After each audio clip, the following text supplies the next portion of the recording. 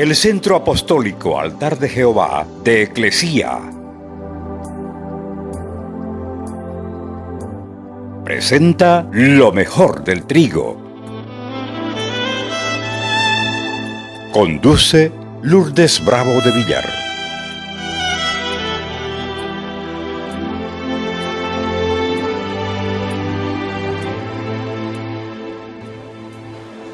Vamos a ir al Evangelio de Juan, capítulo 17. Dice así la Escritura: mas no ruego, no suplico solo únicamente por estos, sino también por los que han de creer en mí, por la palabra, por el mensaje, para que todos sean uno. Diga uno. Para que todos sean, otra vez, para que todos sean como tú, oh Padre, estás en mí, yo en ti. Que también ellos estén en nosotros, para que el mundo crea que tú me enviaste. La gloria que me diste les he dado, para que sean uno, así como nosotros somos uno, yo en ellos y tú en mí, para que sean perfeccionados en unidad, para que el mundo sepa que tú me enviaste y que los amaste tal como me has amado a mí. Esto se conoce como la oración sacerdotal. Esta oración es bien conocida, es una oración que Jesús hizo, y en ella pide varias cosas. Pide la protección del mal, pide la santificación a través de la verdad de la palabra, y también pide que la iglesia esté unida en el Espíritu.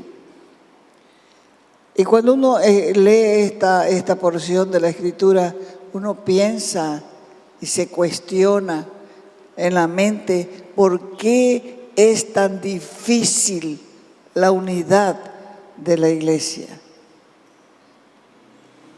Porque la mayor parte de la iglesia es bebé, y el bebé siempre está haciendo cochinadas. ¿Y por qué es tan importante esto? Porque por la unidad de propósito, no la unidad de formas, es la unidad de propósito, que el mundo sabrá que Dios envió a su Hijo para que podamos vivir juntos.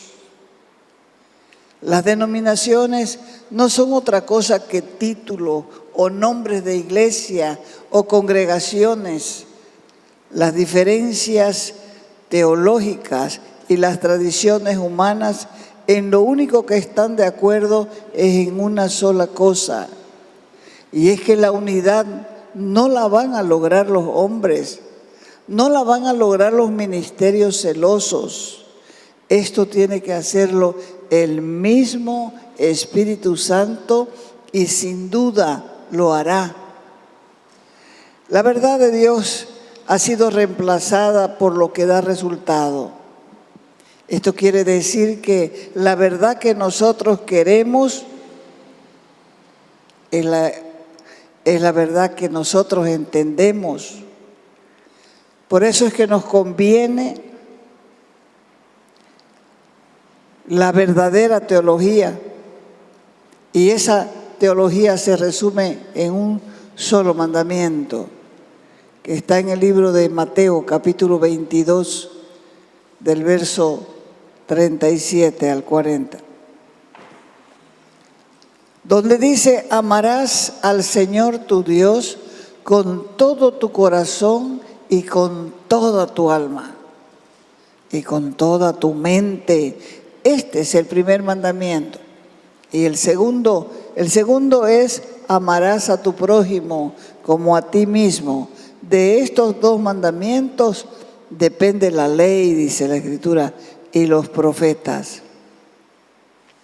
Esto debería gobernar la relación de Dios hombre y del hombre con Dios. O sea que la mejor manera para que una verdadera unidad es apasionarnos de Dios primero. Así vamos a aprender a conocerle. Así vamos a aprender a amar lo que Él ama. ¿Qué ama? ¿O a quién ama? Ama al hombre, ama a su criatura, ama a los suyos, ama a los que andan en santidad, estén o no estén en nuestra iglesia o en nuestra denominación. Porque cuando el cristianismo es reducido a una búsqueda intelectual, una búsqueda de cabeza y no de corazón, nos convertimos en cristianos profesionales y perdemos el rumbo. Dios no está buscando profesionales, no está buscando intelectuales, no está buscando gente docta en la fe. Más bien lo que busca es gente incompetente, gente torpe, mostrencos, inexpertos, para capacitarlos, para habilitarlos, para educarlos, para instruirlos. Y es porque sabe que al final lo único que hace el conocimiento es envanecernos. Vaya a 1 Corintios capítulo 1, verso 7. Dice: antes lo necio del mundo escogió Dios para avergonzar a los sabios, y lo débil del mundo escogió Dios para avergonzar a los fuertes. Parafraseando esto podemos decir: antes lo necio, lo estúpido, lo mentecato del mundo escogió Dios, lo seleccionó para avergonzar, para que la gente se ruborice, para que los sabios se coloreen,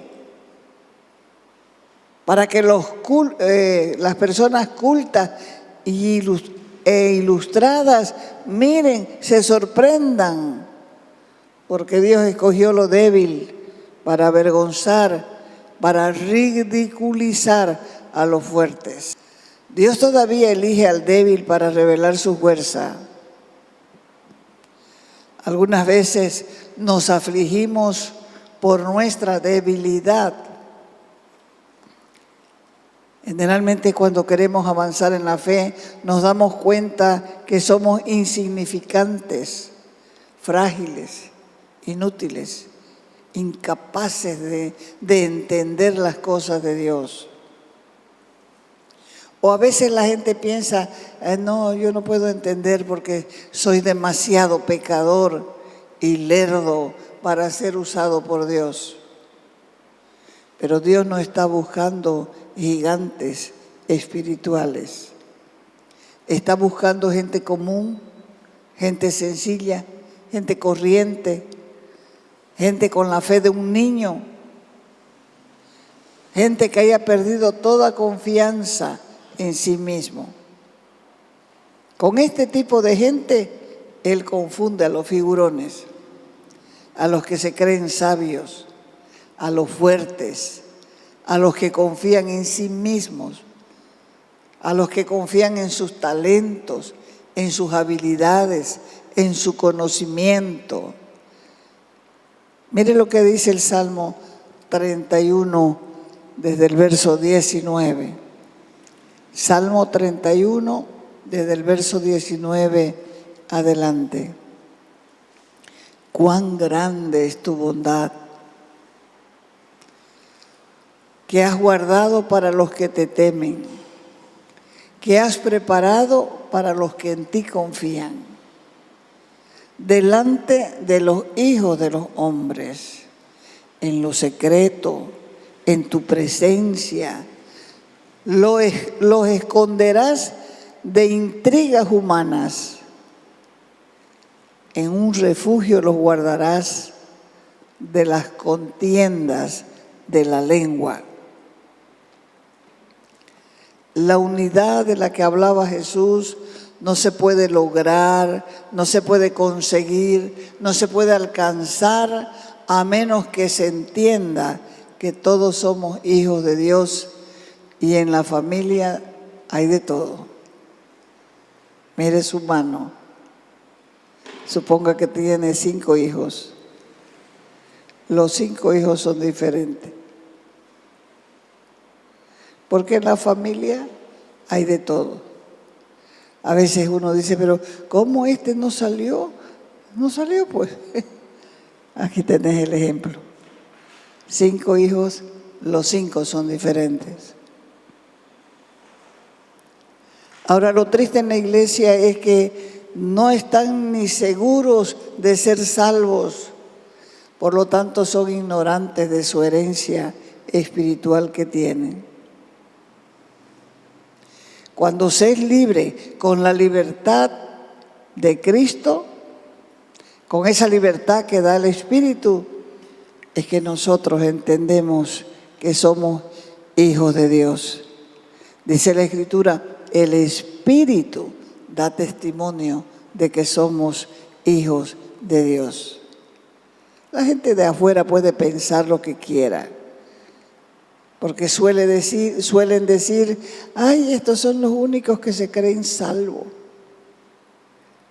Pero ellos no saben que es el Espíritu Santo el que nos da testimonio aquí en nuestro ser de que somos hijos de Dios. Y cuando entendamos quiénes somos en Cristo y crezcamos en la fe, vamos a dar menos golpes a la gente. Porque Dios nos ha dado tesoros inagotables de amor y de misericordia. Podemos estar seguros de que Dios nos ama. No solamente escucha nuestras oraciones, sino que se nos adelanta para darnos todas las cosas, porque es el Espíritu Santo que renueva al hombre desde adentro hacia afuera. Y ahí nosotros vemos al pecador rebelde transformado en un siervo útil y fiel. El cambio del creyente no es de afuera. El cambio del creyente es de adentro hacia afuera. ¿Cómo los vamos a conocer? Dice la gente. Por sus frutos los van a conocer. ¿Por qué a muchos les gusta tanto crecer en la fe? Precisamente porque viven bajo presión de la culpa, viven bajo la presión de la condenación. No logran entender que Cristo vino a cancelar el documento que nos acusaba como culpables. El Evangelio completo dice que Jesús fue a la cruz para pagar por nuestros pecados, para darnos libertad. Y la Escritura dice que el que tiene al Hijo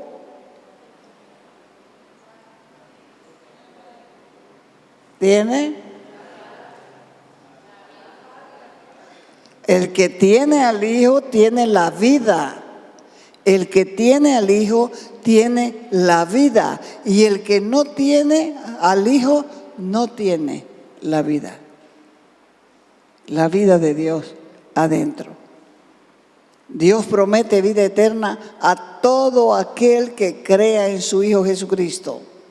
Pero creer no significa saber que Él existe. Creer va más allá de poderlo reconocer inclusive. Porque dice la Escritura que los demonios creen en Dios, pero ¿qué hacen? Tiemblan, porque no tienen oportunidad de arrepentimiento. ¿Vos crees en Jesucristo? ¿Crees en su palabra? ¿Te esfuerzas por imitarlo? Hay una gran diferencia entre solo creer y en creerle a Dios. Hay muchas personas que dicen yo creo en Dios, y además es moda. Que Dios les bendiga hasta los ateos más sinvergüenza. Después de un discurso dicen que Dios les bendiga. Como si eso fuera suficiente. Hace falta poner en práctica su palabra para ganar la vida eterna. Es necesario vivir el Evangelio. Es difícil ser otro Cristo en nuestra sociedad, pero la invitación es esa: ser la cara de Cristo, ser las manos de Cristo, ser el corazón de Cristo, amar como Él ama, ver como Él ve, actuar como Él actúa. La historia de los santos de la iglesia primitiva demuestra que sí se puede. Porque nosotros todos merecíamos la muerte. Porque está escrito en la palabra, el pago del pecado es muerte. Pero Él vino para que tengamos vida y en abundancia. Porque ya estuvimos muertos en nuestros delitos y en nuestros pecados. Pero ahora estamos vivos para Cristo y Él nos da nuestra identidad de hijos. Por eso dice Juan 1:12, mas a todos los que le recibieron, a los que creen en su nombre, les dio potestad de ser hechos hijos de Dios. Y Gálatas 3:26 dice, pues todos sois hijos de Dios por la fe en Cristo Jesús. Y primera de Juan 3:1 dice, mirad o miren cuál amor nos ha dado el Padre para que seamos, ¿qué?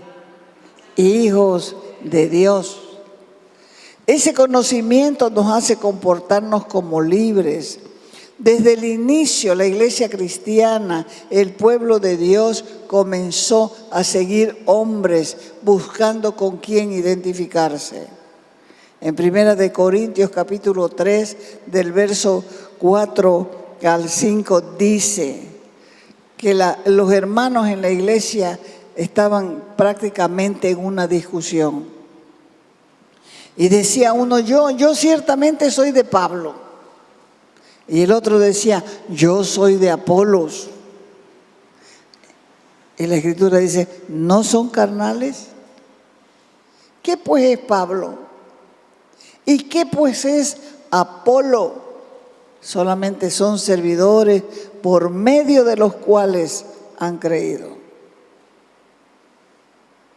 Algo similar sucede hoy. Yo soy bautista. Voy a tal lugar. Ah, es bautista. Yo soy metodista. Ah, yo soy presbiteriano. Yo soy de la asamblea. Yo soy del centro apostólico. Yo soy de la iglesia de Jeremías. Y hace años que murió el pastor Jeremías y la gente dice así. En realidad lo que somos solo siervos, servidores de Dios, organizaciones por medio de los cuales hemos creído en el Señor Jesús por medio del Evangelio. Pablo lo aclaró y dijo, pero nosotros somos colaboradores de Dios. Y ustedes son su labranza, su sembradío, su plantación, su edificio, su construcción, su edificación, pero de Dios.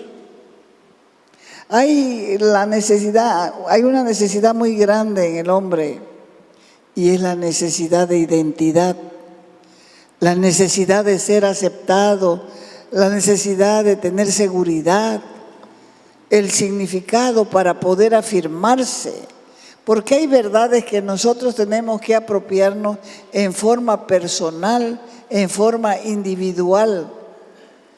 Juan 1:12 dice, mas a todos los que le recibieron, a los que creen en su nombre, A eso les ha dado el poder de ser llamados hijos de Dios. Entonces, ¿qué somos? Hijos de Dios. Romanos 5:1 dice, justificados pues por la fe, tenemos paz para con Dios por medio de nuestro Señor Jesucristo. Entonces, ¿qué somos? Justificados. Claro está, Romanos 5:1, justificados pues por la fe.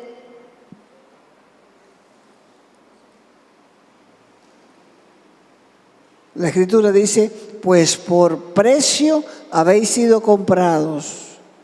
Por tanto, glorificad a Dios en vuestro cuerpo y en vuestro espíritu, los cuales son de Dios. ¿Qué es de Dios? ¿Y qué más? ¿Y qué más? El alma que tiene que cambiar, porque dice que nosotros tenemos que estar irreprensibles en las 3 áreas para la venida del Señor. Entonces, somos comprados por precio. En primer lugar, somos hijos de Dios. En segundo lugar, estamos justificados. En tercer lugar, somos comprados por precio. En cuarto lugar, somos parte del cuerpo de Cristo. Primera de Corintios 12:27 dice, ahora bien, ustedes son el cuerpo de Cristo y cada uno individualmente es miembro de Él. Entonces, ¿qué somos ya? Primero, hijos, justificados, comprados por precio, parte del cuerpo, y hemos sido aceptados como hijos de Dios, como dice Efesios 1:5, en amor, habiéndonos predestinado para ser adoptados hijos suyos por medio de Jesucristo, según el puro afecto de su gracia.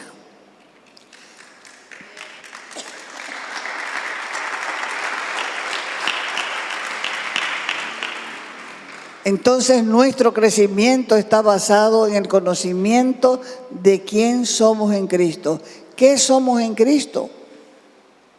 Hijos, justificados, comprados por precio, parte del cuerpo y aceptados como hijos. Para poder ser sobreedificados en Él, tenemos que estar arraigados, quiere decir enraizados en Él. No se puede esperar que las personas caminen como maduros siendo bebés, porque el cristianismo de la culpa, de la condenación, del legalismo, de la derrota, de lo negativo, de la crítica, esas cosas no dejan madurar. Yo creo que hoy muchos pueden enterrar esas cosas en sus vidas. Hoy pueden hacerlo para no mantenerse enanos toda la vida, porque está escrito en la palabra que la letra mata, pero el espíritu vivifica. Entonces, otros trabajan de todo, pero no sacan a luz su hombre interior. Así no se puede ser libre en Cristo. No se trata de que las personas actúen como si fueran hijos de Dios, cuando no tienen ni idea de lo que conlleva esa afirmación. Es tiempo de que aprendamos a caminar en la verdad, porque no es, como dijo Jesús, lo que entra en el hombre, lo que corrompe, lo que pervierte, sino lo que sale del corazón. O sea que el problema se resuelve cuando cada persona determina creer y hablar la verdad en amor. No se puede tampoco perder el tiempo queriendo caminar personalmente, queriendo cambiar a la gente, si no hay una decisión para el cambio. Porque está escrito que cuál es su pensamiento, tal es en su corazón. Así que en las iglesias se enseñan principios cristianos. Cuando se intensifican, se llaman seminarios para capacitar al pueblo. Otros se dedican a incentivar a la participación no solamente de seminarios, sino de doctorados. Otros se dedican a las misiones, solo misiones. Otros se dedican a la cultura de pueblos y lenguas. En realidad, no hay nada de malo en estos programas y estrategias, porque en el movimiento de crecimiento de la iglesia son necesarias. Otros se dedican a la oración, a la liberación, a la guerra espiritual estratégica. Otros a la toma de naciones. Todas estas cosas son buenas, son parte de su llamado, porque si no hubieran esta gente que trabaje con la cultura y las lenguas, ¿cómo podríamos tener la Biblia en nuestro idioma? Si no hubieran seminarios, ¿cómo aprenderían los cristianos? Cada ministerio tiene un llamado. El problema radica en que la confianza y la dependencia de Dios se cambia a la confianza de programas y de estrategias de hombre. Pero el centro de todo tiene que ser Cristo. El centro de todo tiene que ser la cruz y la resurrección para que haya unidad, para que la unidad funcione. Y tiene que ver también con que Dios nos abra nuestros ojos para ver. Si Dios no nos abre nuestros ojos, vamos a estar predicando la letra muerta. Vamos a estar enemistados unos con otros. Las iglesias que llevaron adelante grandes avivamientos es precisamente porque tenían a Cristo como el centro y estaban motivados a compartir su fe porque tenían una gran preocupación por los perdidos. Personalmente creo que la mejor estrategia de crecimiento de la iglesia es el quebrantamiento. Porque es fácil, no siendo más que barro, creerse mucho. Y por eso dice la Escritura, mejor es humillarse con los humildes que repartir despojos con los soberbios. Porque antes de la caída, ¿qué es lo que viene? La soberbia. ¿Cómo vas a evaluar tu vida? ¿Vacía o llena? Aprende a depender del Señor en el proceso. ¿Qué es un proceso? Son una secuencia de pasos enfocados a lograr un resultado específico. Los patrones carnales de la mente se atrincheran dentro de nosotros como fortalezas que no se pueden lograr derribar. ¿Cómo está tu vida? ¿Vacía? ¿Llena? El cuerpo de Cristo es como un gran océano. Cuando la marea espiritual entra, todos los peces nadan juntos y cada movimiento es sincronizado como si alguien los esté dirigiendo. Todas las tormentas están en la superficie donde las olas grandes van creando una turbulencia. Pero cuando la marea espiritual baja, cada pez quiere su propio charco en el cual nadar solo. Dios fue quien ordenó la unidad en el cuerpo de Cristo, porque Él sabe que en el mar del mundo podemos aprender a nadar todos, porque Él nos sincroniza, Él nos encaja, Él nos acopla, Él regulariza y nos normaliza. Entonces todos podemos nadar en la verdad, todos podemos nadar en la unidad, todos podemos nadar en el amor, vivir en el amor, y solo entonces va a ser contestada personalmente la oración sacerdotal de Jesús en nuestras vidas. Te invitamos a nuestras reuniones los días viernes y sábado a las 6 de la tarde.